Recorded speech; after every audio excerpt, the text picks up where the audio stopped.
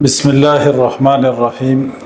آج ہم قرآن کی چند آیات کا مفہوم بیان کریں گے، جس میں یہ تذکرہ ہے کہ انسانوں کا انسیسٹر کامن ہے۔ نفس واحدہ سے اللہ تعالیٰ نے پیدا کیا انسانوں کو، اس نفس واحدہ کو اللہ تعالیٰ نے تخلیق کیا، اس کو بھی قرآن نے بیان کیا، اور اس سے پھر اس کی زوجہ کو پیدا فرمایا اللہ تعالیٰ نے، اور اس سے انسانوں کی نسل چلائی۔ تو قرآن کی وہ آیات، اعوذ باللہ من الشیطان الرجیم، یا ایہا الناس اتقوا ربکم الذی خلقکم من نفس واحدہ وخلق منها زوجها وبث منہما رجالا کثیرا ونساء واتقوا اللہ الذی تساءلون به والارحام ان اللہ کان علیکم رقیبا۔ اللہ تعالیٰ فرماتے ہیں کہ اے لوگو، ڈرو اپنے رب سے جس نے تمہیں نفس واحدہ سے پیدا کیا،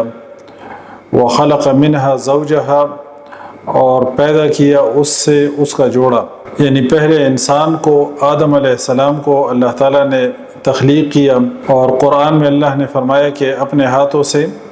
آدم علیہ السلام کو تخلیق کیا، پھر اس سے اس کا جوڑا بنایا، وخلق منها زوجها وبث منہما، اور پھر پھیلائے ان دونوں میں سے رجالاً مرد، کثیراً بہت، و نساء اور عورتیں۔ میں ایک جگہ پہ پڑھ رہا تھا کہ جو مسلمان سکالرز ہیں، جو نظریہ ارتقاء کے قائل ہیں، ڈارون کی جو تھیوری آف ایوولوشن ہے اس کے جو قائل ہیں، جو مسلم سکالرز، ان کے بارے میں ایک جگہ پہ پڑھ رہا تھا۔ وہ کہتے ہیں کہ یہاں پہ نفس واحدہ سے مراد وہ پرائمری مائکرو آرگینزم ہیں جو پانی کے کنارے کائی سے پیدا ہوا تھا، اس سے پھر لیونگ آرگینزمز اس طرح چلتے رہیں، اور پھر مختلف ارتقائی مراحل سے گزر کر مختلف جانداروں کی اس طرح ترقی ہوئی۔ تو وہ اس کے بارے میں کہتے ہیں کہ نفس واحدہ سے مراد وہ ابتدائی مائکرو آرگینزم ہے جہاں سے لائف کی ابتدا ہوئی۔ یعنی جب نظریہ ارتقاء کا اثر ایک بندہ اپنے اندر لے لیتا ہے اور اس کے پریشر کے اندر آ جاتا ہے، ڈارونزم کے پریشر کے اندر جو لوگ آ جاتے ہیں،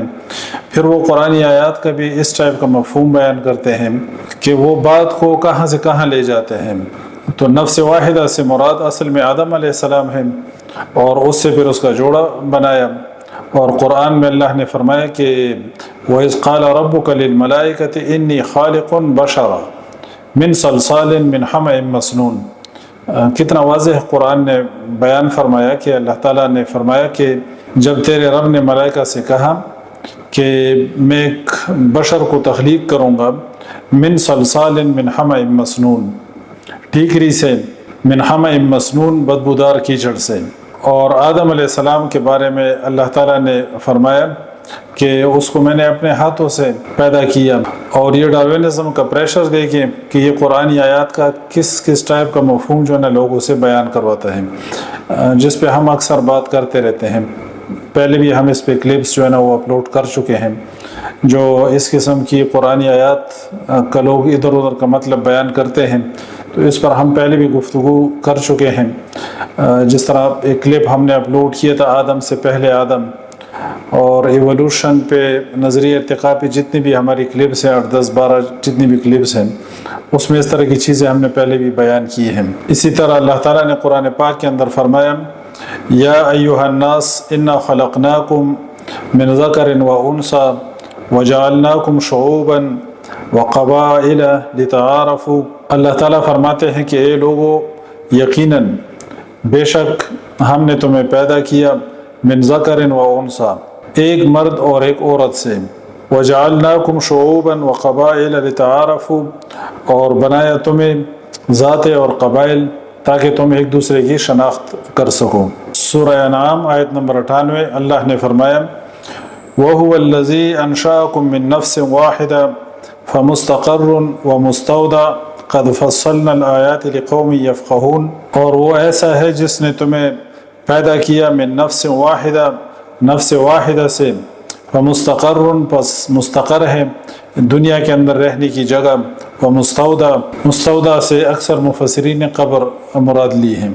قد فصلنا الآیات لقوم یفقہون، اللہ فرماتے ہیں کہ یقیناً ہم نے کھول کر بیان کر دی نشانیاں ان لوگوں کے لیے جو سمجھ رکھتے ہیں۔ اسی طرح سورہ مریم کی آیت نمبر 58، اس کا بھی یہی مفہوم نکلتا ہے کہ انسانوں کا انسیسٹر جو ہے نا وہ کامن ہے، وہ نفس واحدہ ہے، اور وہ آدم علیہ السلام ہے کہ ان کو اللہ تعالیٰ نے تخلیق کیا اور پھر اس سے اس کا جوڑا اللہ تعالیٰ نے پیدا فرمایا، اس سے پھر انسانوں کی نسل چلائی۔ سبحانک اللہم و بحمدک، اشہد ان لا الہ الا انت، استغفرک و اتوب الیک۔